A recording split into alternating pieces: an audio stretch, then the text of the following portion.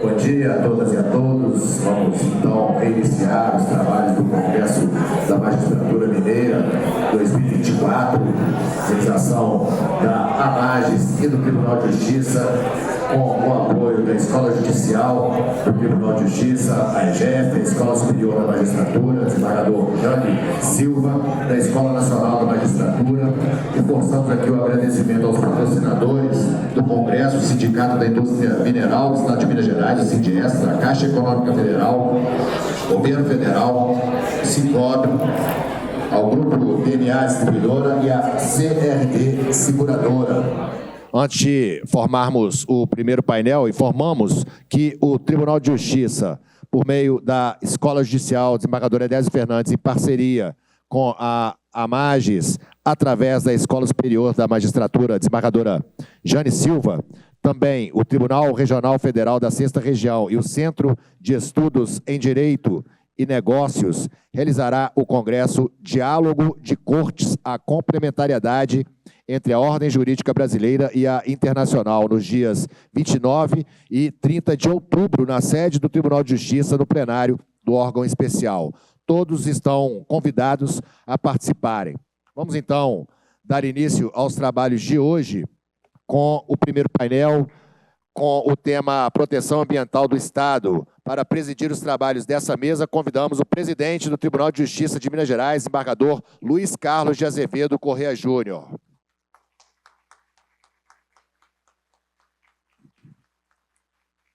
Convidamos os palestrantes, o Procurador-Geral de Justiça de Minas Gerais e presidente do Conselho Nacional dos Procuradores Gerais do Ministério Público dos Estados e da União, Dr. Jarbas Soares Júnior.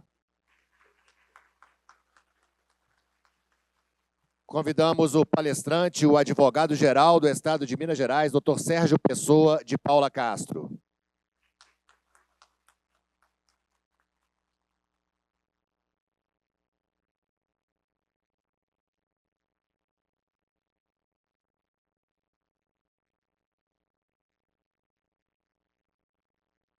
Senhor presidente. Bom dia às prezadas colegas e aos prezados colegas. Bom dia especial ao nosso presidente, Luiz Carlos Rezende Santos, a quem agradeço por ter me convidado para participar dessa mesa com dois ilustres juristas do nosso estado de Minas Gerais. O tema é a proteção ambiental do Estado. Antes de apresentar o Dr. Jarbas Soares Júnior, nosso Procurador-Geral de Justiça, a quem primeiro passarei a palavra para a sua manifestação, eu gostaria de dividir com as colegas e os colegas que eu, para minha honra, fui promotor de justiça do Estado de Minas Gerais de 1988 a 1992. Recém-formado em Direito, eu tomei conhecimento da existência de um concurso para promotor de justiça no Estado de Minas Gerais. Ontem eu vi que aqui estava o nosso colega Paulo Roberto Cacheta. Certamente o show deve ter sido muito bom. Ontem não estou vendo neste momento, mas deve estar a caminho, certamente. Mas, está aqui, desculpe, você está com a camisa da mesma cor da poltrona. Então, eu e o Cacheta e outros colegas, nós fizemos concurso para o Ministério Público juntos e ingressamos no Ministério Público em 1988. Tomamos posse na Associação do Ministério Público em 18 de agosto de 1988 e fomos para as nossas comarcas. Eu fui para Conceição do Rio Verde, no sul de Minas, e o Cacheta foi para São Romão, no sul da Bahia ou no norte de Minas, e onde foi muito feliz, diga-se de passagem. Mas, quando nós entramos no Ministério Público, ainda não estava vigente a Constituição Federal de 88, que foi promulgada apenas no dia 5 de outubro, nós entramos no Ministério Público em agosto. Na época, já vigia a Lei da Ação Civil Pública, todavia, o Ministério Público não havia ganho esse protagonismo que lhe foi dado em boa hora, diga de passagem, pela Constituição Federal de 1988.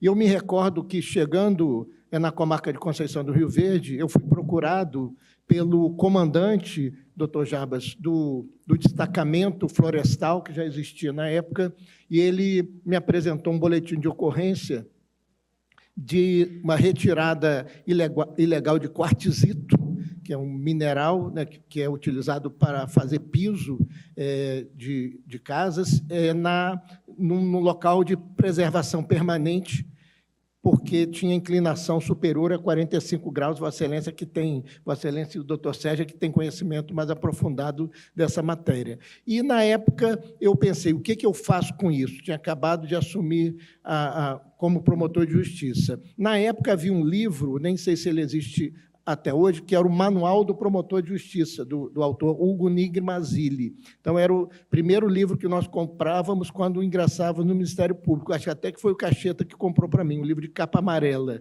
E, quando a gente entrava na magistratura, comprava aquele modelo de despachos e sentenças do Sidney Agostinho Benetti, que as pessoas maldosas chamavam de burrinho, né? Porque nós copiávamos ali os despachos.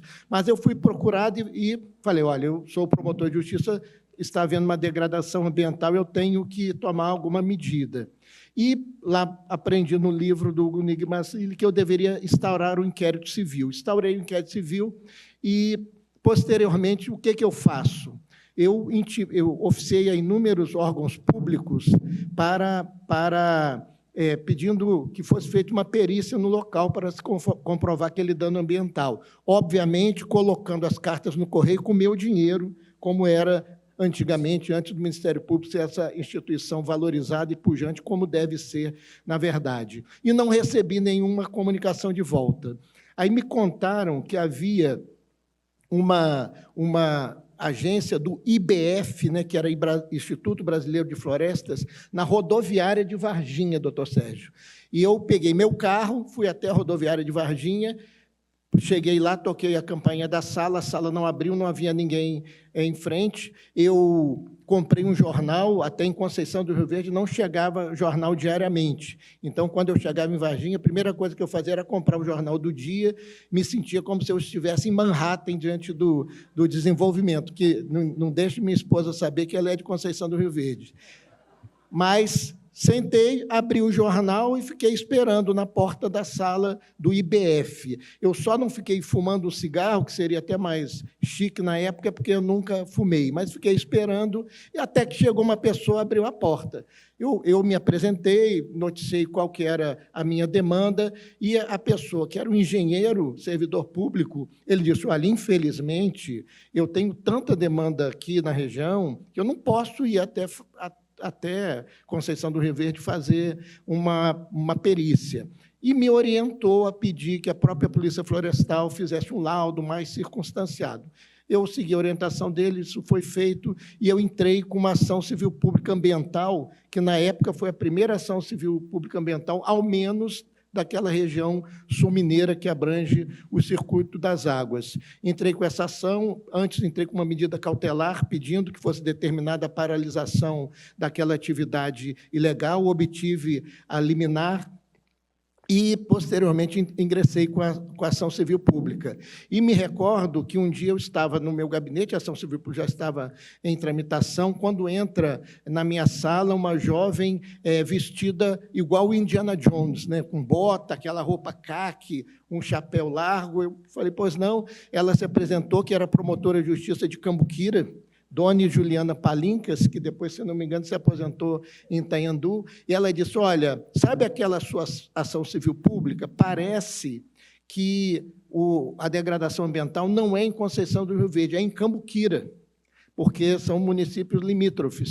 E eu estou aqui te chamando para nós irmos lá, em loco, verificar. Já estou aqui com a Polícia Florestal. Eu olhei para ela de bota, de roupa caque, chapéu, e eu pensei, será que eu tenho que ir lá mesmo? Será que tem cobra? Será que tem espinho? E nessa hora, certamente, uma voz lá de cima disse, olha, manda esse cara para a magistratura, porque ele não é o mais recomendado. e acabei não indo, né? Estava com muitas audiências, muita coisa para fazer. Ela subiu lá na serra, lá, descobriu a ação era realmente de Cambuquira e foi mandada para... Eu pedi ao juiz que declinasse da competência para lá. Mas eu só contei essa história para dizer que o Ministério Público, ele, a partir da Constituição de 88, o doutor Jarbas certamente vai esmiuçar esse tema para a gente, ganhou um protagonismo em inúmeras áreas, merecidamente, mas em especial no Ministério Público, perdão, na defesa do meio ambiente. Isso se deveu, na minha visão, à chegada na carreira de jovens promotores e promotoras inteligentes, preparados, curiosos, interessados e bem-intencionados. Esses jovens, essas jovens que chegaram na carreira naquela época, é que defenderam o nosso meio ambiente desde 1988, em especial a partir da década de 90. E se nós estamos vivendo essa crise climática imensa e que nós temos que enfrentá-la e mudar nossos paradigmas, nós estaríamos muito piores, não tenho dúvida nenhuma, se não fossem esses promotores e essas promotoras de justiça jovens dos anos 90. E um deles está aqui do meu lado, que é o Dr. Jarbas Soares Júnior. O Dr. Jarbas ingressou no Ministério Público de Minas Gerais em 1990, como eu falei, eu ingressei em 88, sou do 22º concurso. O doutor Jarbas deve ser do 23º ou 24º. 23º, então, 25º, porque na época o Ministério Público fazia 2 concursos por ano.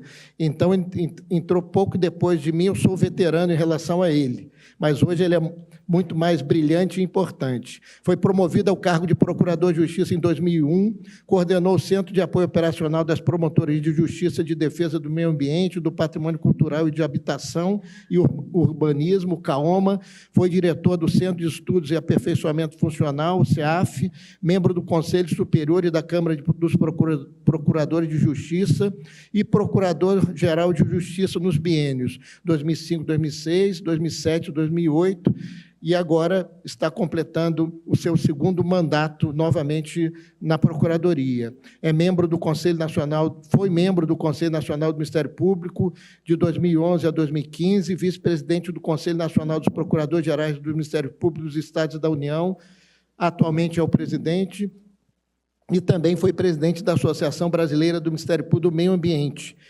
Atualmente, como disse, é presidente do Conselho Nacional do Procurador-Geral de Justiça dos Estados e da União. Então, temos a honra, o prazer, e, em especial para mim, que prezo de sua amizade, a alegria de ouvir aqui nosso Procurador-Geral de Justiça.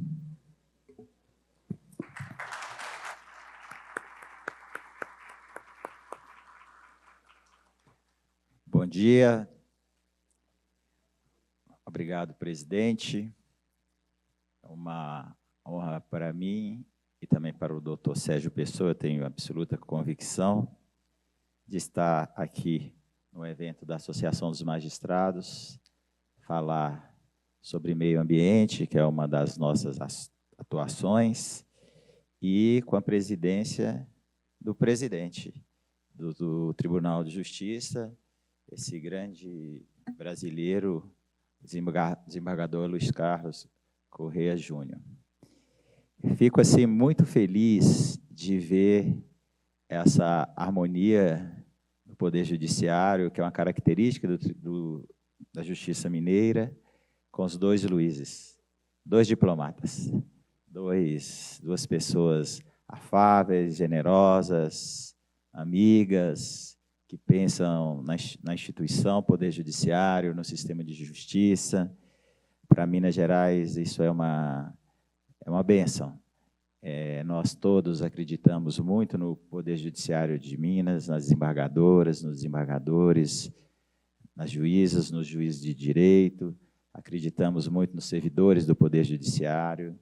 Nós vemos tantas denúncias em relação aos órgãos do sistema de justiça, agora até no Ministério Público, que nunca se imaginava, começamos a lidar com muito dinheiro e as coisas sabem como acontecem, e o tribunal é um orgulho para todos nós.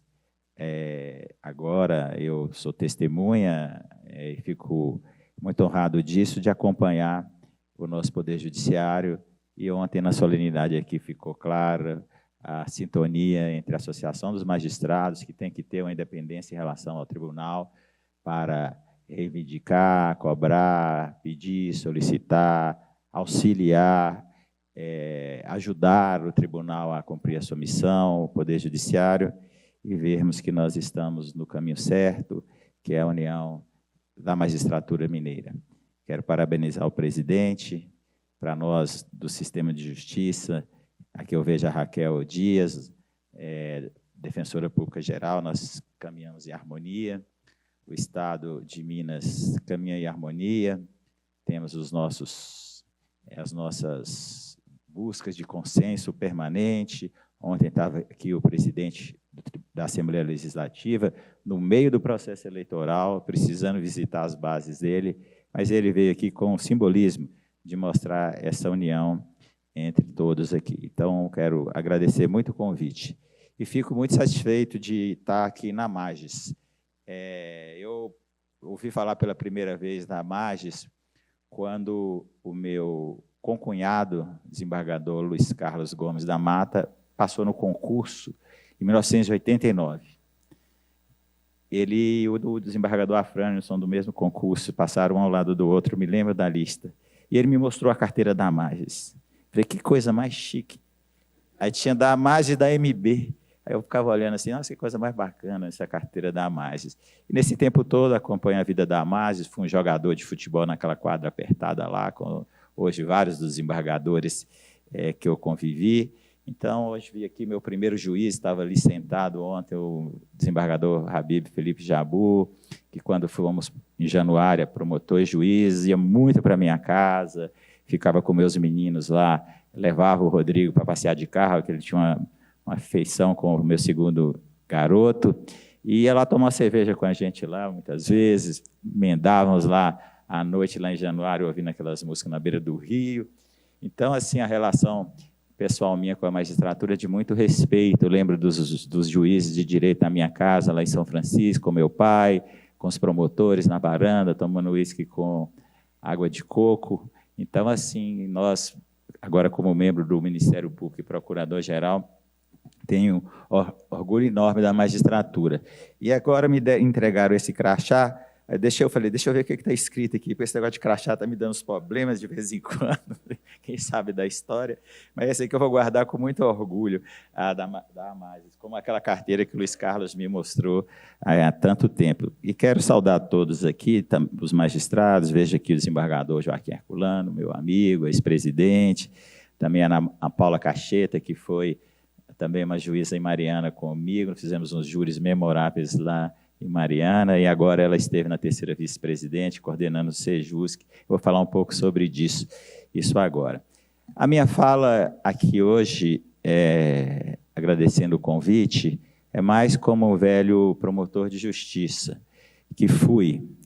Eu fui o primeiro coordenador do Centro de Apoio de Meio Ambiente, que foi instalado em 2000, pelo Procurador-Geral Nedens. Eu fui o primeiro coordenador, e antes disso eu fui um promotor ambiental, como disse aqui o desembargador Luiz Carlos, nosso colega de sempre, com um papel, uma caneta e uma máquina de escrever também. E quando fui coordenador do CAOMA, organizei o Ministério Público de Minas na área ambiental, que 20 anos depois foi fundamental para enfrentar a tragédia de Brumadinho e também a tragédia de Mariana. Eu vou falar um pouco sobre isso aqui. E hoje, o Centro de Apoio de Meio Ambiente é tão estratégico que ele é o único centro de apoio que fica na Procuradoria-Geral de Justiça. Quando eu fui candidato a procurador-geral, não sei por que, agora, em 2020, eu não sei porque eu já era muito conhecido, já tinha sido procurador-geral, mas ninguém me perguntava nada sobre mim. Só me perguntava quem vai ser o coordenador de meio ambiente, sistema empresarial, os trabalhadores, área política, o que mostra que a questão ambiental veio para a centralidade, o que não era. O meu primeiro computador foi doado pela ANDA, um computador velho da ANDA, que é a Associação de Meio Ambiente, era um 286, era uma máquina de escrever sofisticada. Daí hoje o Ministério Público tem uma equipe técnica, nós ficávamos baseados basicamente nas informações do poder público. Veja que o Júlio Gutierrez, nosso colega querido, sabe muito bem disso. Nós baseávamos apenas no setor público. Hoje, os promotores discutem questões técnicas. Eu não. Eu seguia o que informava. A expertise dos meus colegas de meio ambiente por conta dessa construção foi muito grande. A Santa Gema aqui, que é a nossa presidente Cicobi Jus, ela está aqui presente, também foi promotora com essas realidades. É verdade, você despachava o inquérito civil, determina que se faça isso, aí depois você determinava para você mesmo, para você fazer até levar ao correio as cartas. E, em seguida, por conta dessa coordenação, eu fui eleito presidente da Associação Brasileira do Ministério Público de Meio Ambiente. O nosso grande líder é hoje presidente do STJ, o ministro Herman Benjamin, que teve a ideia da criação do CAOMA, da ABRAMPA, que é a Associação do Ministério Público Ambiental, que reúne o Ministério Público Federal do Trabalho e o Ministério Público dos Estados. Era uma associação do sul do Brasil. Ele falou, você vai ser o presidente, daquele jeito assim positivo do meu amigo ministro Herman Benjamin. Eu era um garoto aqui de Minas Gerais, ele falou, você vai ser o presidente, vamos construir. Aí, quando o concorrente meu apareceu lá de Santa Catarina, nós já tínhamos fechado o Brasil inteiro, eu fui presidente 3 vezes. E nós criamos no Brasil a cultura do promotor de meio ambiente, como hoje se busca o promotor de direitos humanos, de controle externo da atividade policial, do consumidor. E essa associação tomou uma dimensão mundial e aqui no Brasil, do Ministério Público, é a mais representativa, conceituada. Eu acompanho o grupo de WhatsApp da ABRAMPA, claro, sou presidente de honra, que eles me elegeram para eu não me candidatar de novo. Eu fui 3 vezes presidente. Aí, agora, se eu ser presidente de honra, eu não me candidatei. E eu vejo o nível de debate e discussão que eles estão. Eu, que sou promotor de meio ambiente, conheço a legislação básica toda, eu me perco nas discussões do nível de discussão que se é travado lá. É como se colocasse os juízes que tratam das varas empresariais todas do Brasil discutindo, a gente entra lá e não entende o que eles estão discutindo. E hoje essa associação é respeitada mundialmente. E também aqui uma ideia do ministro Herman Benjamin, no Congresso em 89, em Fortaleza, ou 90, ele lançou a ideia da promotorias por bacias hidrográficas. Por que bacias hidrográficas? Porque o meio ambiente não tem limites. Então, a unidade de referência para nós que lidamos na área ambiental é a bacia hidrográfica, se é uma divisão, a divisão por bacias hidrográficas. E nós criamos aqui em Minas a promotoria da Bacia do Rio São Francisco, a primeira do mundo. Hoje nós temos, na América, praticamente todas. Eu tive a surpresa que o ministro Herman Benjamin me convidou para ir à China, que nós temos promotorias de bacia hidrográfica na China e na Turquia, que foi começado aqui em Minas Gerais.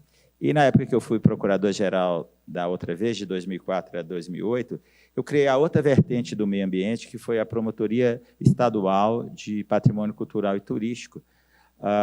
Também foi um modelo novo de promotoria estadual, né, que não temos, basicamente. E essa promotoria hoje tem um papel fundamental aqui na proteção do patrimônio cultural. Acho que hoje, ou foi ontem, entregamos lá de volta à igreja, uma das igrejas de Sabará, de uma peça sacra recuperada, e aí tem um papel dos juízes que eu vou me referir aqui. Minas tem 60% do patrimônio tombado do Brasil, e era um absurdo nós não termos um órgão especializado para tratar da questão nacional. Para se ter a dimensão, com os recursos recuperados, mais uma vez, com a participação efetiva da magistratura mineira, nós estamos restaurando várias igrejas no estado de Minas Gerais, vários patrimônios culturais, e posso dar 3, que tem muito simbolismo para nós, com recursos recuperados com as ações do Ministério Público, o Palácio da Liberdade, o Museu da Inconfidência e a igreja de Matias Cardoso, que é a primeira igreja de Minas Gerais, que está na beira do Rio São Francisco. Presidente, a última restauração da igreja de Matias Cardoso foi em 1913. O padre, ele reza um pouco distante ele mede a altura do altar ele faz, se cair, não cair na cabeça dele, ele faz a missa um pouco à frente, porque se cair, não vai cair na cabeça dele. Então, está sendo restaurado com decisões do Poder Judiciário. Nós aqui todos somos responsáveis e vítimas das agressões ambientais que nós assistimos desde que somos crianças. Meu pai dirigia fumando cigarro no carro, a gente jogava tudo no lixo, do jeito que bem queria. Assistimos aquele desenvolvimento da década de 70, e o resultado de tudo isso foi rios secos, as calhas, que são os afluentes, córregos, veredas secas. Então, o rio, que é simplesmente uma calha da água da bacia, o São Francisco, que é onde eu nasci e fui criado, não está se passando, não se consegue passar hoje o antigo Benjamin Guimarães, que é uma chapa de tão assoreado que estão os rios. O desmatamento é visível, real, qualquer mapa do desmatamento nós vamos encontrar, inclusive da Mata Atlântica, que aqui em Minas ela ainda chega, o desmatamento enorme aqui em Minas Gerais. A erosão é evidente, é fruto do uso e ocupação desordenada do solo. Nós temos aí os nossos morros, as nossas ocupações em beira de rio, tudo proibido por lei, e isso tem sido uma realidade do Brasil. Nós encontramos hoje, podemos sair na rua, para quem achar um passarinho aí, tem que comemorar. Vi um passarinho, porque já não existe passarinhos, nós vamos aí dessa forma. Nesse caminho que nós estamos indo, nós vamos chegar na falência do planeta. O ar, quem diria? Todo mundo passou na semana passada aqui, respirando ar com fuligem, um ar quente, em Belo Horizonte, que sempre foi um lugar de água, de temperatura muito boa. Então, até por necessidade, presidente, o que nós estamos notando, aí, eu que acompanho a questão ambiental há 30 anos, 35 anos, que eu tenho um ano que trabalhei no Ministério Público Federal e 34 no Estado. Essa é uma realidade, até por questão de interesse próprio ou interesse econômico, há uma mudança em curso. A opinião pública, ela não ainda passou da constatação para a ação, mas há uma constatação. É impossível meu filho, por exemplo, me ver fumar um cigarro dentro de um ambiente fechado. O pai jogar um lixo pela janela do carro, ele vai ser recriminado pelas crianças. Então, há uma mudança na opinião pública em curso, ainda não palpável em atos, mas há uma mudança em curso. Então, o que nós estamos notando? Uma conscientização, uma legislação, como disse sempre o ministro Hermes Benjamin, a legislação do Brasil, ontem foi falado aqui, não tem o que mais fazer de legislação, nós temos. A legislação é boa, a do Brasil é boa. Poucos estados no mundo têm um Ministério Público legitimado com todas essas ferramentas para atuar em nome da sociedade. As leis de crimes ambientais, cada dia mais rigorosas, a responsabilidade penal da pessoa jurídica, que foi o STJ que reafirmou, e esse caso, só uma pausinha rápida aqui, depois o senhor vai me informando do tempo, presidente. O primeiro caso foi no STJ, chegou no STJ, nem acho que não foi de Minas, e nós fizemos um congresso da Abrampa no Rio de Janeiro, no Hotel Glória, e o relator era o ministro Dipp. E a gente sabe que morreu há pouco tempo, muito querido de todos nós, participou muito dos nossos congressos, o ministro Gilson Dipp, e a gente sabia que ele gostava da cachaça mineira. Aí deu um intervalo lá no final da tarde, falou, ministro, vamos tomar ali uma cachaça que nós trouxemos. Ele foi lá, né? Aí nós sentamos, eu, Fernando Galvão, que hoje é juiz do Tribunal Militar, e começamos a falar da responsabilidade da pessoa jurídica. Hoje é uma coisa muito simples, mas na época não era. E ele voltou lá para o STJ, levou o processo, consolidou a responsabilidade penal da pessoa jurídica. Há também a despersonificação da pessoa jurídica para chegar nos sócios, que é uma grande evolução, e se nota também as empresas, sobretudo, que causam danos de maior impacto ambiental, elas, até por interesse econômico, estão mudando a concepção. Hoje, praticamente todas as empresas têm ESG, que é aquele sistema de controle ambiental, de gestão, e também aos compliances. Então, se vê que há também uma esperança aí para essa mudança em curso.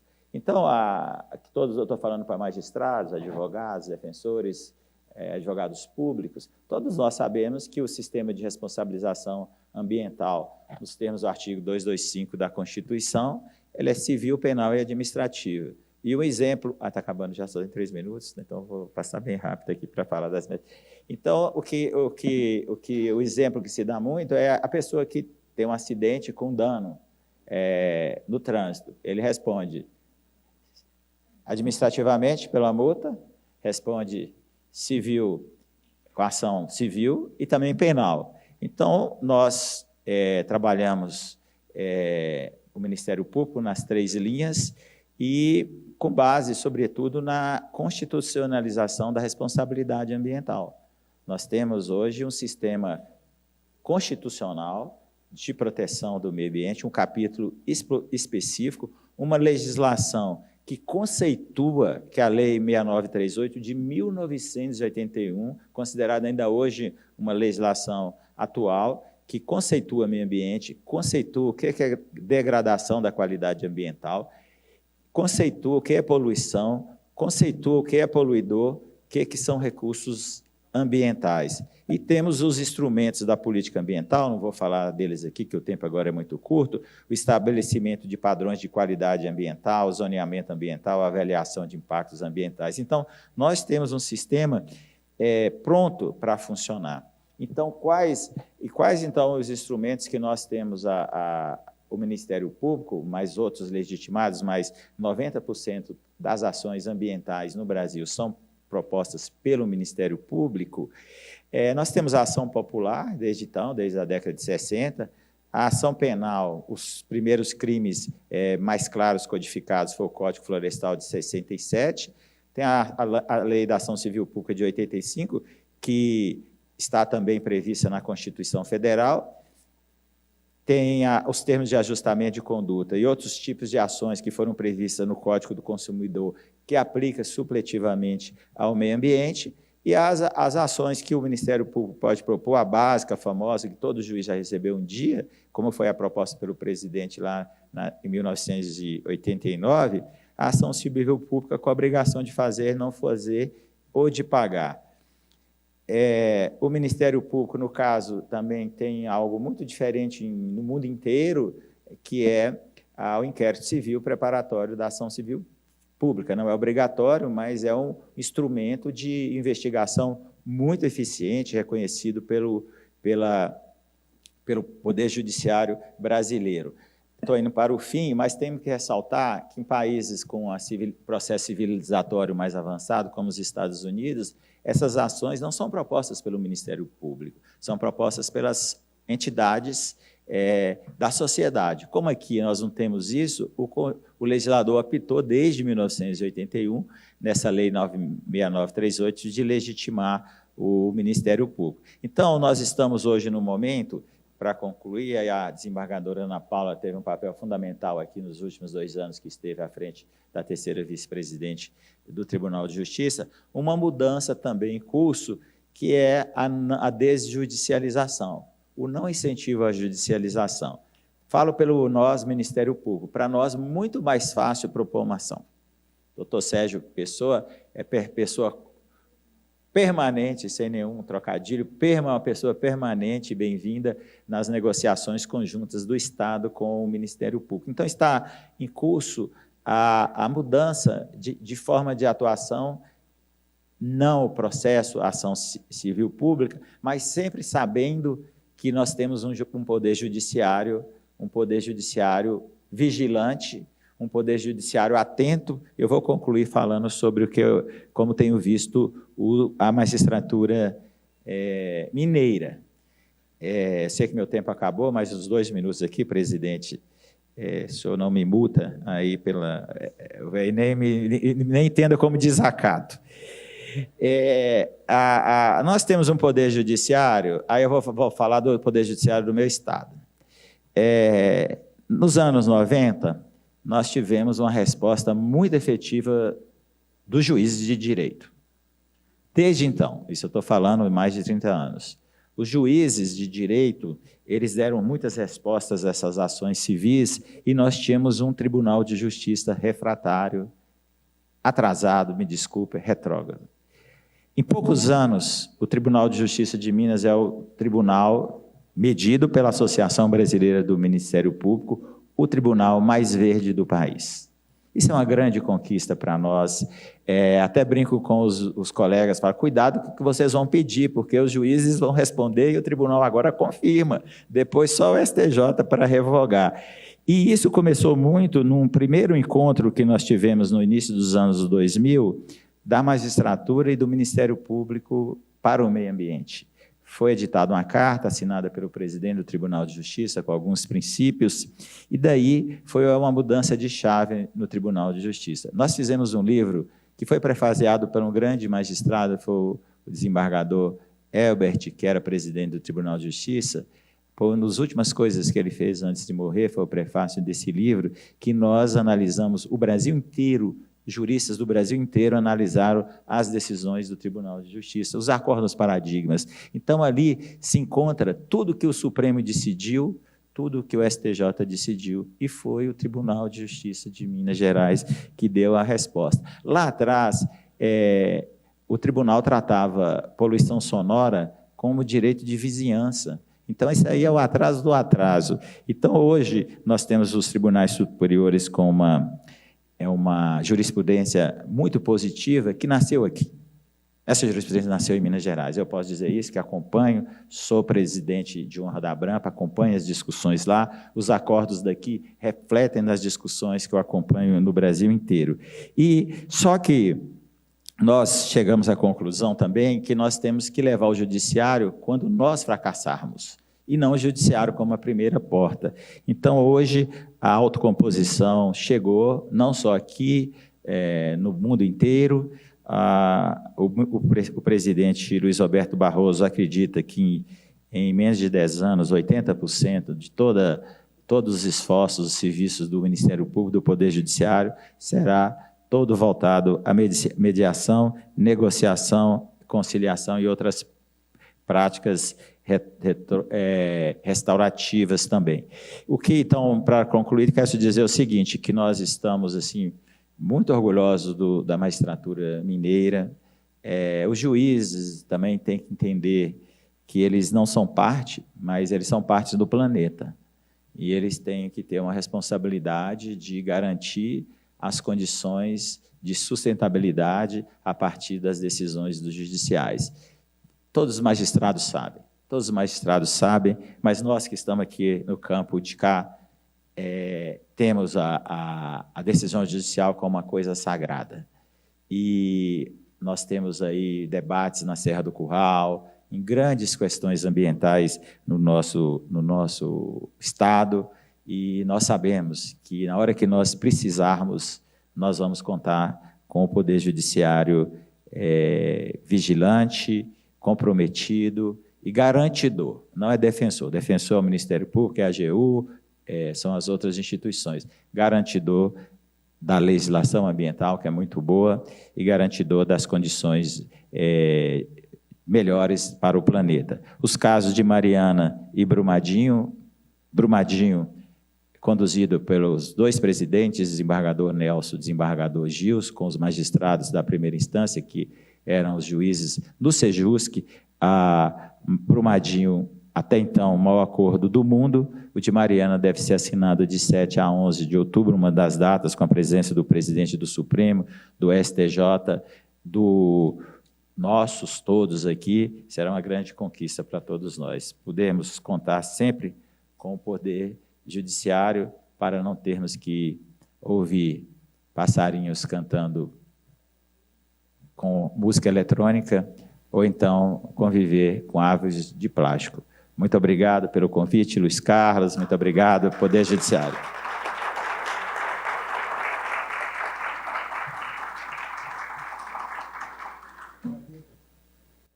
Agradeço ao nosso Procurador-Geral de Justiça, doutor Jarbas, pela brilhante manifestação de quem é estudioso e conhecedor profundo da matéria. E enquanto vi o doutor Jarbas mencionando fatos históricos que foram por ele presenciados, contando a história da defesa do meio ambiente no Brasil, eu refleti que, no passado, isso é uma realidade, não é uma crítica, nós tínhamos chefes das instituições que não tinham conhecimento de toda a atividade daqueles que integram essa instituição. E hoje, nosso Procurador-Geral de Justiça, que se considera até hoje um promotor de justiça do meio ambiente, tem um conhecimento integral do que faz o promotor de justiça, do que faz o promotor de justiça na ponta, do que os promotores estão fazendo em todas as promotorias do Estado de Minas Gerais. Isso é muito bom para nós, sociedade, mas eu tenho certeza que é melhor ainda para as promotoras e os promotores de justiça, que sabem que tem na chefia da instituição alguém que conhece a realidade do dia a dia das promotorias de justiça. Muito obrigado, doutor Jarbas, e já passando a apresentação, nosso próximo palestrante, o doutor Sérgio Pessoa de Paula Castro, advogado-geral do Estado. Eu pessoalmente, posso dizer que a Advocacia Geral dirigida pelo doutor Sérgio é uma grande parceira do Poder Judiciário. Nos 2 anos em que exerci a função de Corregedor-Geral de Justiça, sempre que tínhamos qualquer necessidade de atualizar procedimentos junto ao Estado de Minas Gerais, nós tivemos no doutor Sérgio um grande parceiro. Apenas um exemplo, quando nós precisávamos de um canal para fazer as intimações com urgência na área de saúde, todos nós sabemos as dificuldades que temos, às vezes no plantão, no final de semana, à noite. O doutor Sérgio entrou na discussão, já deu uma solução imediata, que inclusive é aquela que prevalece até hoje. E, posteriormente, como foi muito bem mencionado aqui pelo doutor Jarbas, as demandas ambientais, que são prementes e muito importantes para toda a sociedade, muitas delas são solucionadas em acordos, né? Acordos que são promovidos pelo Ministério Público, mediados pela nossa terceira vice-presidência e pelo Sejus, que a desembargadora Ana Paula fez vários no seu mandato, o desembargador Rogério já presidiu alguns, já homologou alguns acordos, e nisso nós temos sempre uma parceria presente da Advocacia Geral do Estado, na pessoa do doutor Sérgio e dos demais procuradores, e nós vemos que o Estado de Minas Gerais tem atuado sempre de uma forma muito presente para solucionar essas demandas. Isso é muito importante, que, além da desjudicialização, nós estamos solucionando essas causas ambientais. O doutor Sérgio é advogado-geral do Estado desde 1º de janeiro de 2019 e procurador do Estado desde 1998. Formou-se em Direito em 94, na PUC Minas, é mestre em Direito Administrativo pela Faculdade de Direito da Universidade Federal de Minas Gerais, foi procurador-chefe da Consultoria Jurídica da AGE de 2007 a 2015 e advogado-geral adjunto de 2015 a 2018. Foi professor substituto de Direito Administrativo da Faculdade de Direito da UFMG, professor da Escola de Contas e Capacitação, professor Pedro Aleixo, do Tribunal de Contas do Estado, em 2006 e 2007. Então, com muita alegria, concedo a palavra ao doutor Sérgio Pessoa de Paula Castro. Bom dia a todos.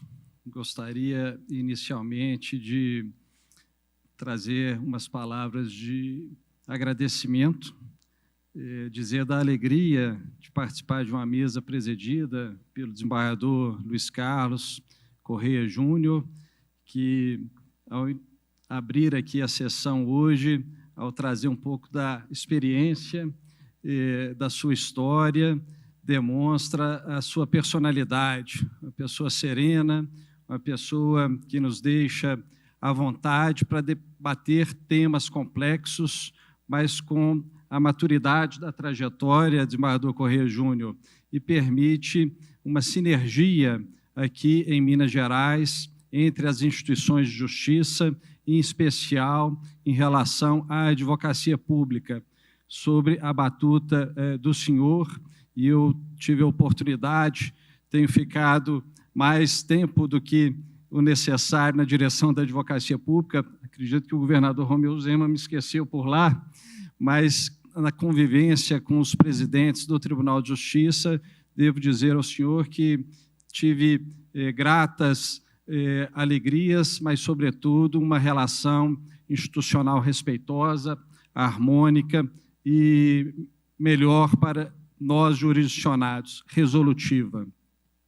Também a alegria de estar na mesa com o Dr. Jarbas, que tem sido, ao longo desses últimos anos, Dr. Jarbas, um construtor de pontes, trajetória que foi aqui já anunciada do seu breve currículo, para ficar no breve currículo, mas uma experiência acumulada muito importante, um grande articulador, não só como gestor do Ministério Público do Estado de Minas Gerais, esse órgão com status constitucional e fundamental para o alicerce com segurança para a sociedade de temas jurídicos, mas mais do que isso, com fortalecimento das políticas públicas, a inauguração da cultura da paz, da cultura da conciliação, levada adiante pelo Dr. Jarbas com a institucionalização do Compor, tem sido realmente um divisor de águas no Estado de Minas Gerais e na perspectiva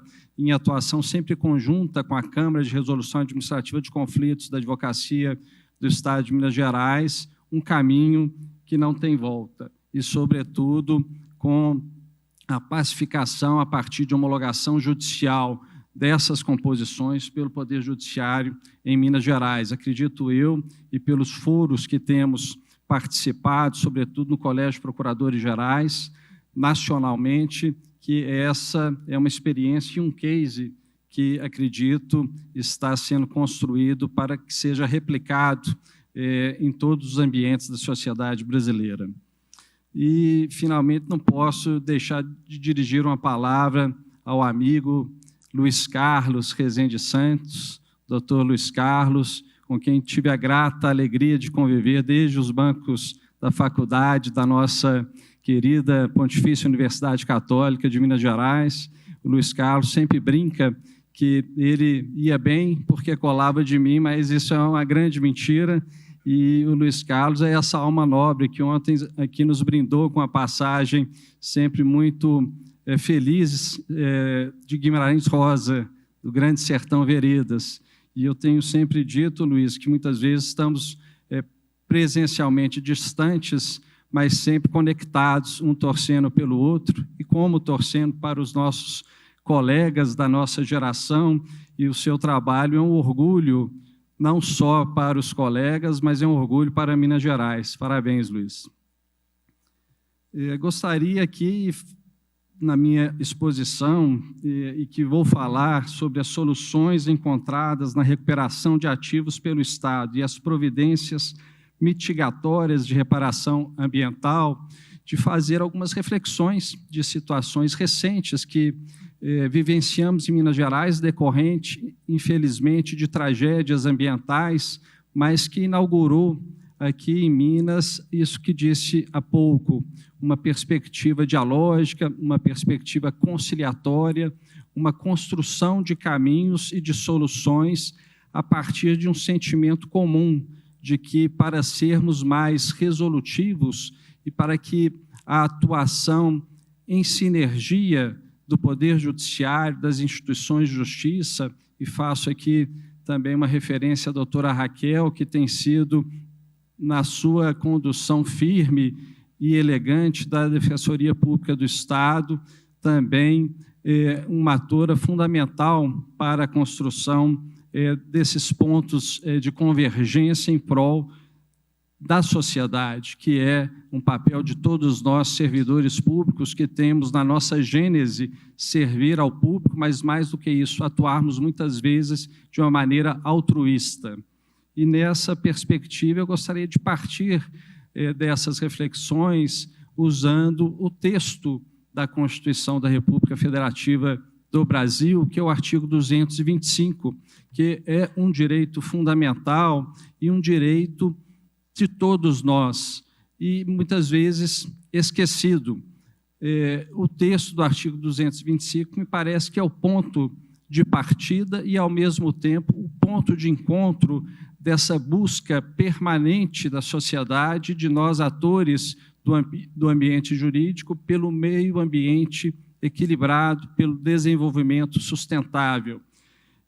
Eu gostaria, então, de ler o texto do artigo 225 para que ele sirva de farol para as reflexões que farei aqui nesse curto espaço de tempo. Diz o artigo 225: todos têm direito ao meio ambiente ecologicamente equilibrado, bem de uso comum do povo e essencial à sadia qualidade de vida, impondo-se ao poder público e à coletividade o dever de defendê-lo e preservá-lo para as presentes e futuras gerações. É um texto constitucional, um direito fundamental com muita densidade e que exige, não só de todos, mas em especial de nós que atuamos na interpretação, os senhores magistrados, desembargadoras e desembargadores, na aplicação desse comando constitucional em um desafio imenso de transformá-lo numa norma com eficácia, com efetividade. E para o nosso diálogo, entendo que é importante essa leitura crítica e prospectiva sobre os desastres ambientais de Mariana e Brumadinho, como eles fortaleceram nossa forma de dialogar junto ao Poder Judiciário, às instituições de justiça e de se buscar o retorno à população mineira conforme o que dispõe o artigo 225 da Constituição da República. Esses eventos também, a meu juízo, evidenciaram a postura ativa do Estado de Minas Gerais para a adoção de diversas medidas reparatórias e compensatórias. Como exemplo, o célere ajuizamento da ação civil pública pela Advocacia Geral do Estado, lá no já distante dia 25 de janeiro de 2019, poucas horas após o rompimento da barragem em Córrego do Feijão.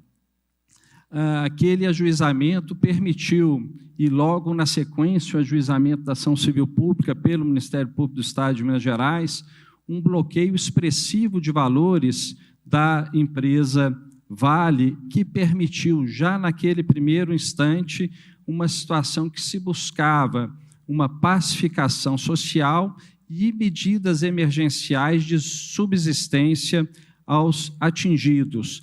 E, na sequência desse movimento de judicialização pela Advocacia Pública, pelo Ministério Público, aderiu à Defensoria Pública do Estado de Minas Gerais, que adiante articulou um importante acordo do ponto de vista da reparação dos indivíduos em relação a valores, o que permitiu, Raquel, tenho a convicção disso, a oportunidade de inaugurarmos, a partir dali, um movimento dialógico, um movimento que, num período tão curto, de apenas 2 anos, fecharmos, como dizia o doutor Jarbas, na ocasião, o maior acordo no Brasil e na América Latina, em termos financeiros, mas mais do que isso, em perspectivas de se inaugurar medidas reparatórias socioambientais e socioeconômicas de restabelecimento do modo de vida das pessoas e dos seus próprios protagonismos de vida.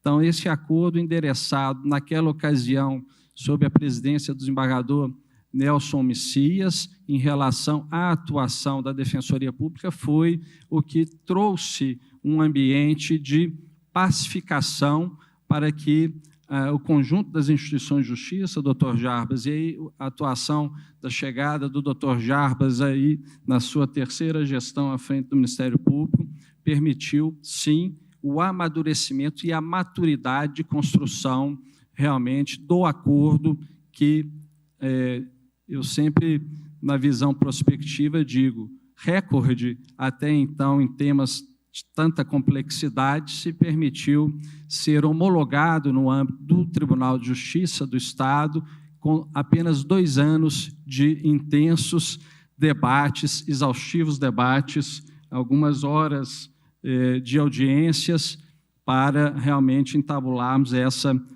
composição. Paralelamente ao Acordo Brumadinho, e vou discorrer adiante sobre algumas particularidades importantes do acordo, também tivemos a atuação da Assembleia Legislativa do Estado de Minas Gerais, que foi fundamental na perspectiva da aprovação da Lei Mar de Lama Nunca Mais, um marco legal fundamental para o Estado de Minas Gerais, que, entre outras disposições, estabeleceu a proibição em Minas Gerais de construção de barragens a montante, essa tecnologia ultrapassada e que trouxe, lamentavelmente, essas situações mais antiga em Mariana e mais recente em Brumadinho. E, para além dessa proibição, estabeleceu também um marco temporal de descaracterização e, antes da descaracterização, o descomissionamento dessas barragens.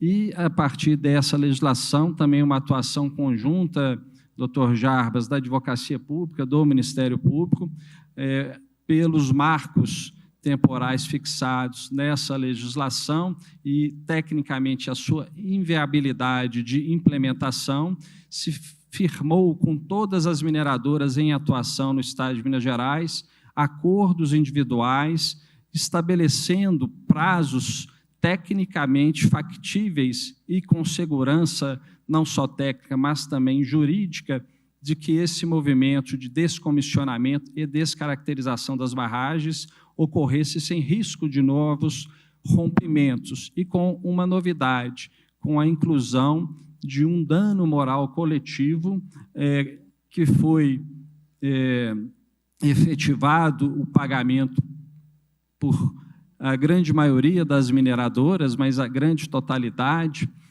na perspectiva, inclusive, de direcionamento de recursos para o fortalecimento do serviço público, sobretudo as secretarias com atribuições finalísticas na área ambiental, a SEMAD, que é a nossa Secretaria de Meio Ambiente, exatamente para permitir uma atualização, inclusive tecnológica, do acompanhamento par e passo desse movimento de cumprimento da legislação estadual. Portanto, em tempo recorde, a atuação concertada do Estado, dos Ministérios Públicos estadual, federal, da Defensoria Pública, do Tribunal de Justiça, cada um em sua esfera de atribuição, após amplo diálogo com a empresa Vale, possibilitou a assinatura deste importante acordo na área ambiental, na história não só de Minas Gerais, mas na história do Brasil, com repercussão mundial. Temos visto na academia, não só aqui em Minas Gerais, mas, sobretudo, em outros países, debatendo as perspectivas e a forma de execução, e estamos aqui com a presença do Dr.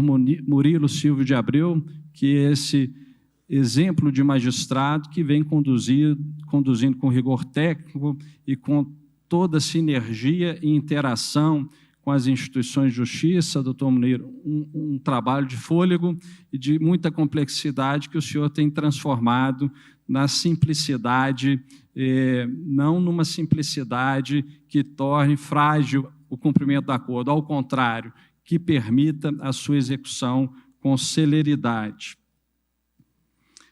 Essa perspectiva dialógica, de composição, de conciliação, ela tem inaugurado, então, um modo de minimizar os diversos impactos que foram provocados por esse evento trágico de Brumadinho.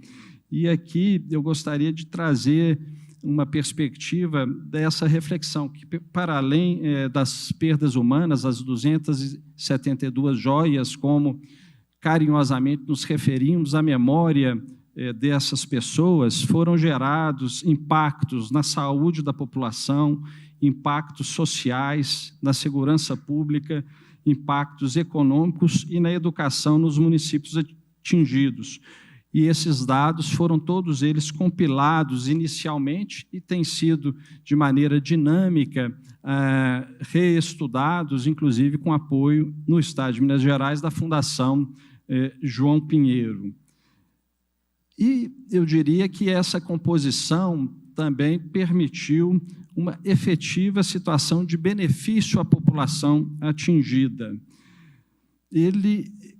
Acordo de Brumadinho é um exemplo que é possível partir do concerto das funções essenciais da justiça, cada uma em sua esfera de atribuição, permitindo um resultado que reflete perspectivas de juridicidade, de eficiência e de transversalidade na atuação de todos esses atores. Eu não poderia deixar de destacar ainda que foi assegurada a participação social na construção do acordo, apesar dos desafios impostos à época em razão da pandemia da Covid-19. Mesmo diante das dificuldades decorrentes do distanciamento social, das demais medidas sanitárias de enfrentamento à pandemia, o Poder Executivo, os Ministérios Públicos Estadual, Federal e a Defensoria Pública não mediram esforços para manter as pessoas atingidas e toda a sociedade informada sobre as tratativas, o que ocorreu com o apoio das assessorias técnicas independentes, que também é uma figura presente no marco legal da legislação estadual e por meio de diversas reuniões, inclusive realizadas naquela ocasião na modalidade virtual, permitiram que as pessoas participassem e fossem informadas pelas assessorias técnicas independentes da construção do acordo. Também houve a oitiva de comissões de atingidos no âmbito do próprio Tribunal de Justiça, na ocasião da mediação que resultou no Acordo de Brumadinho e também em audiências públicas conduzidas pela Comissão de Direitos Humanos da Assembleia Legislativa do Estado de Minas Gerais, com o objetivo claro e transparente de debater e buscar esclarecimentos sobre a negociação. E esse acordo, não é, doutor Murilo, foi estruturado em dois eixos principais, um socioeconômico e o outro eixo socioambiental. No campo do eixo socioeconômico, foram previstos vários programas destinados ao fortalecimento dos serviços públicos no âmbito dos 26 municípios atingidos ou impactados pelo rompimento da barragem. Esses eixos, por sua vez, socioeconômicos, se subdividem em anexos técnicos que dispõem sobre agrupamento de medidas reparatórias e compensatórias, considerando-se a afinidade técnica e programática. Então, temos um anexo 1, que dispõe sobre o Programa de Reparação Socioeconômica, e ele se compõe do anexo 1.1, que são os projetos de demandas das comunidades atingidas, o 1.2, Programa de Transferência de Renda à População, o anexo 1.3, que dispõe sobre os projetos para a Bacia do Paraupeba, e o anexo 1.4, sobre projetos específicos para o município de Brumadinho.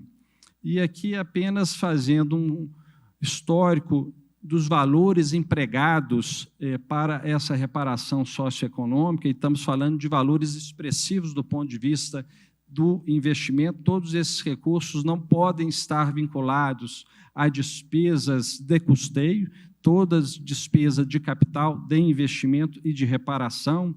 Nós temos projetos de demandas das comunidades atingidas com valores da ordem de 3 bilhões de reais, que concernem ao grupo de projetos cuja concepção, formulação e execução contam de maneira obrigatória com a participação informada da população. Foi uma preocupação de todos os comprometentes das instituições de justiça, sobretudo sob a liderança do Ministério Público Estadual, do Ministério Público Federal e da Defensoria Pública, de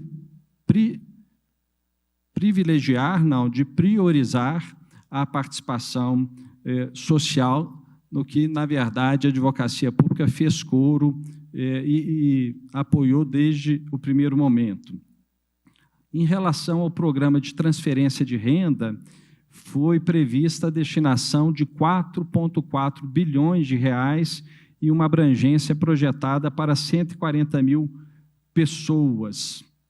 Os critérios de acesso ao programa de transferência de renda foram definidas pelas instituições de justiça, a que me referi, os Ministérios Públicos Estadual e Federal e a Defensoria Pública, e a sua gestão é feita não apenas pela Fundação Getúlio Vargas, que foi escolhida num processo seletivo, mas também pelos controles ordinários realizados nas contas do Estado, realizados, sobretudo, nesse aspecto da economicidade e do bom emprego do recurso público, pelo Tribunal de Contas do Estado de Minas Gerais, que também monitora em uma auditoria específica toda a execução do acordo Brumadinho.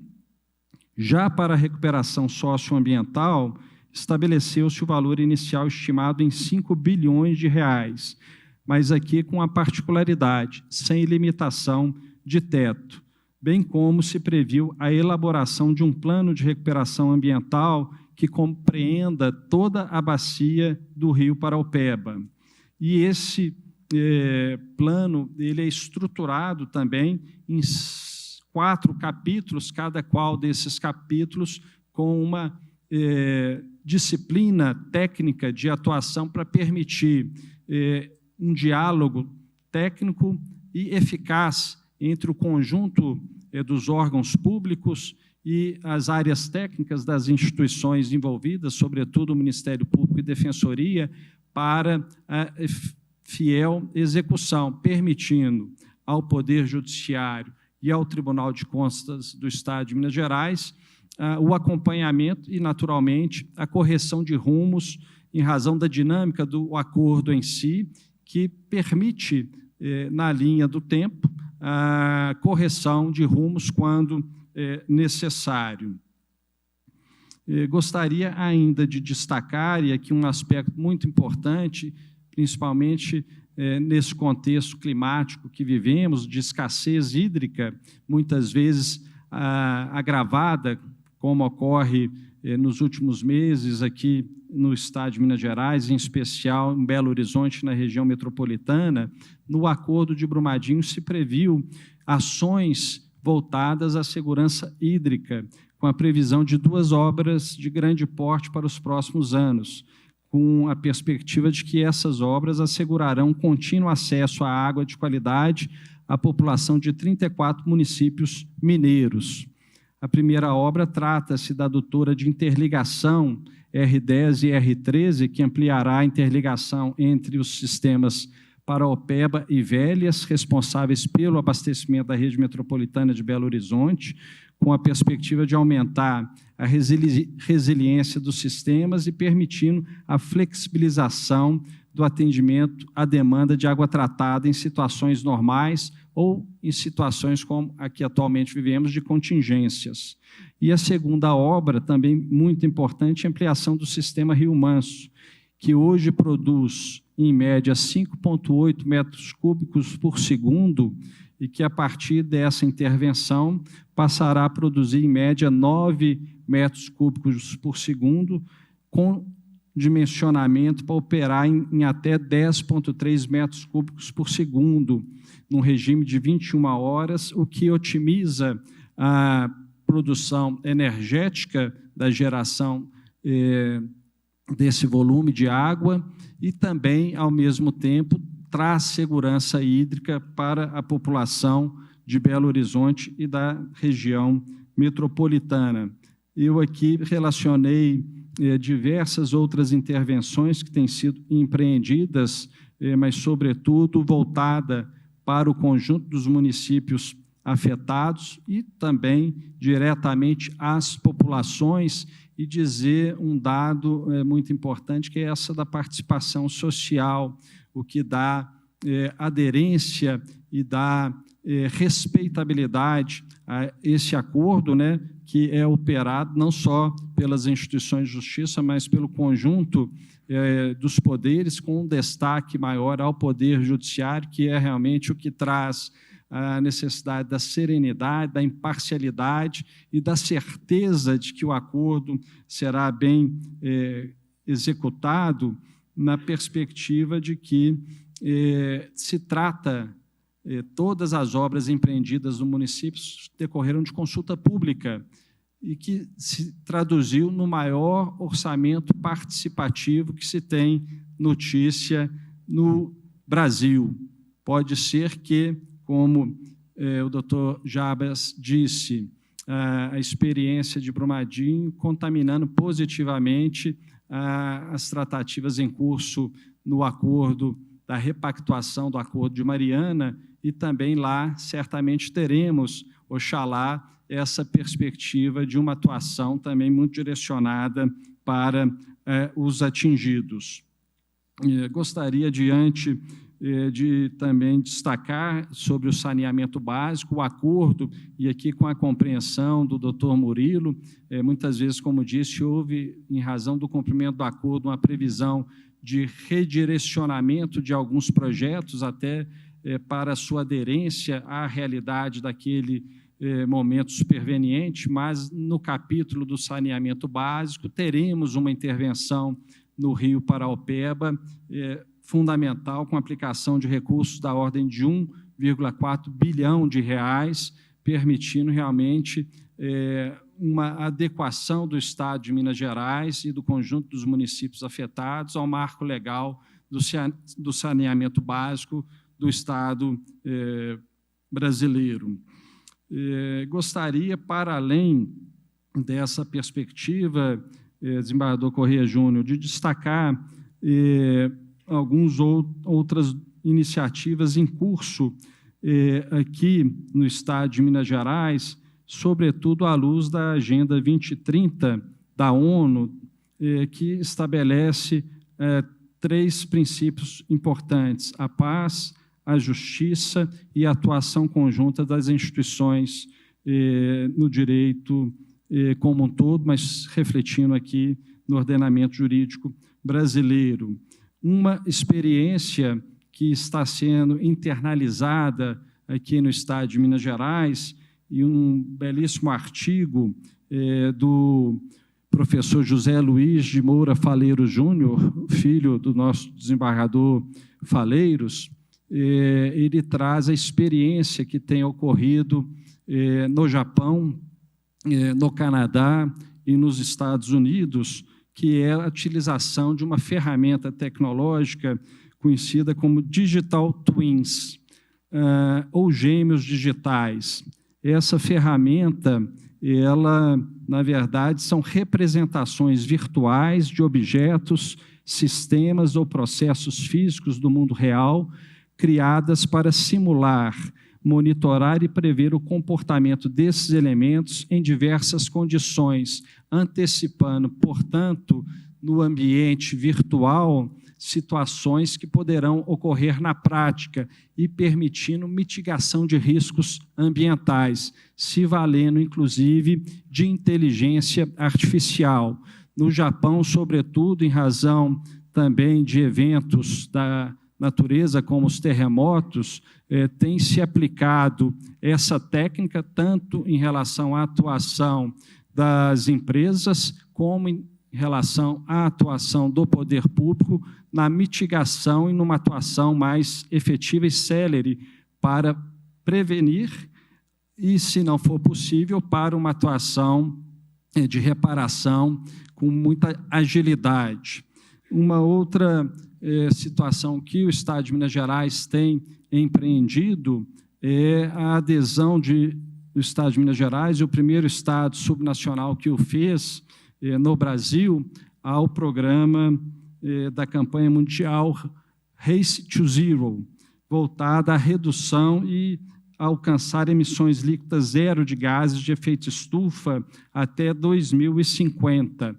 Por coincidência, ontem foi publicado o decreto 48.896, que instituiu em Minas Gerais o Comitê Intragovernamental de Energia e Mudança do Clima, exatamente com o propósito de difundir aqui no Estado de Minas Gerais, num primeiro movimento entre as instituições e os órgãos públicos que compõem a administração pública em Minas Gerais, mas também se estendendo ao conjunto de municípios, boas práticas em relação à prevenção e ao controle de emissões de gases e de uma atuação mais convergente com um desenvolvimento sustentável. Meu tempo já esgotou, mas gostaria de trazer ainda uma outra experiência, rapidamente, já mencionada pelo Dr. Jarbas, que foi a incorporação nos contratos de infraestrutura do Estado de Minas Gerais, sobretudo em relação às parcerias público-privadas na área de infraestruturas concessionárias que estão a executar as obras de intervenção de mobilidade nas rodovias do Estado de Minas Gerais, da cláusula ESG, que na tradução do inglês são as cláusulas ambiental, social e de governança em prol de integridade. Nos contratos todos firmados em relação à execução da intervenção da obra do Rodoanel, que beneficiará 11 municípios da região metropolitana, e nele se tem também a aplicação de recursos decorrentes do Acordo Brumadinho, tem-se a previsão da cláusula ESG com esse propósito também de já incorporar uma filosofia de atuação voltada à luz do artigo 225 da Constituição da República e de práticas que permitam essa integração de todos com a sociedade. Eu finalizarei aqui só trazendo uma reflexão do professor Edilson Vitorelli, nosso desembargador da Justiça Federal, e que foi também um ator, enquanto ainda na qualidade de procurador da República, no Acordo Brumadinho, doutor Jarbas, em que hoje o professor Edilson desenvolve, inclusive integrando a comissão do Senado Federal do novo marco legal dos processos estruturantes, que é uma reflexão que tenho também me dedicado, inclusive academicamente. Estou pleiteando um doutorado no exterior exatamente para me aprofundar nessa visão dos processos estruturantes, mas na compreensão, ainda que esses casos decorrentes das tragédias ambientais não possam ser classicamente ou doutrinariamente classificados como processos estruturantes,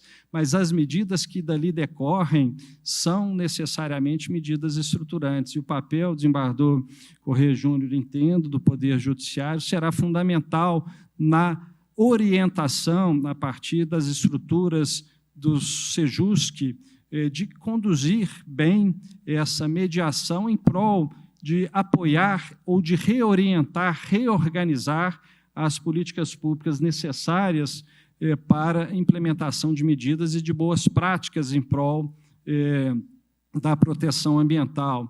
Esses episódios que se espalham pelo país, das queimadas, fez acender também esse movimento pelo próprio CNJ e pelo Supremo Tribunal Federal, na posição que o ministro Barroso, recentemente, em agendas, inclusive com a participação do Tribunal de Justiça, o desembargador Alberto Vilas Boas estava presente, não é, desembargador Corrêa Júnior, na perspectiva de incorporar essa atuação sinérgica com as atribuições independentes do Poder Judiciário, mas em convergência com as instituições de justiça e com o próprio Estado. De modo que trago aqui essa reflexão de Fernando Pessoa, de que é necessário sentir para criarmos, e para criarmos com uma inovação que nos traduza condições de nós, servidores públicos do sistema judicial, e nós da advocacia pública que atuamos em colaboração na administração da justiça, de traduzir caminhos e de apontar faróis que permitam realmente a efetividade desse direito fundamental do artigo 225. Agradeço novamente ao meu querido amigo Luiz Carlos, também presidente, mas da AMAGES, na perspectiva, Luiz, de ter permitido, com a sua gentileza, com a sua fraternidade, a oportunidade de advocacia pública poder compartilhar esse sentimento comum de todos nós, né, de buscarmos o bom caminho que nos levará realmente a essa travessia, e que aquilo que Lô Borges, ontem não pude participar da apresentação, mas certamente na sua canção Poesia diz que os sonhos não morrem, não podemos deixar morrer. Um abraço, muito obrigado a todos.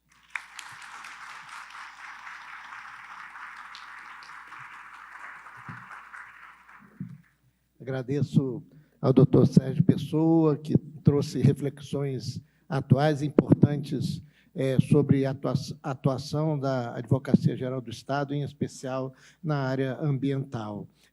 Nós teremos agora uma premiação, merecida premiação, e depois passaremos para os demais painéis. Desde já, eu peço perdão ao nosso presidente Luiz Carlos, a nossa querida amiga juíza Adriana Alves dos Santos Cruz, ao desembargador Alexandre Freitas Bastos Cunha e também ao amigo Johnny Gustavo Clemes, juiz de direito do Tribunal de Justiça de Rondônia, porque eu estou sendo chamado ao Tribunal de Justiça, terei que me ausentar daqui a pouco tempo, mas, além da mesa ser presidida pelo segundo vice-presidente, Eduardo Saulo Veciane Pena, que com muito brilho vai representar o nosso Tribunal de Justiça, também estará presente aqui o nosso superintendente de saúde, em virtude do tema que será tratado, o desembargador Alexandre Quintino Santiago, que, além de estudioso da judicialização da saúde, seja a pública ou a suplementar, atua na área da análise da saúde de magistrados, magistradas, servidores e servidoras no âmbito do Tribunal de Justiça, inclusive presidindo um grupo de trabalho que, em breve, apresentará as suas conclusões. Grupo de trabalho que foi constituído anteriormente à portaria ainda não tem a paridade de gênero, mas os próximos terão. Então, agora, agradeço mais uma vez ao nosso Procurador-Geral de Justiça, doutor Jarbas Soares Júnior, advogado-geral do Estado, doutor Sérgio Pessoa de Paula Castro, por essa brilhante manifestação. Muito obrigado. Passaremos agora, então, nosso presidente assume os trabalhos.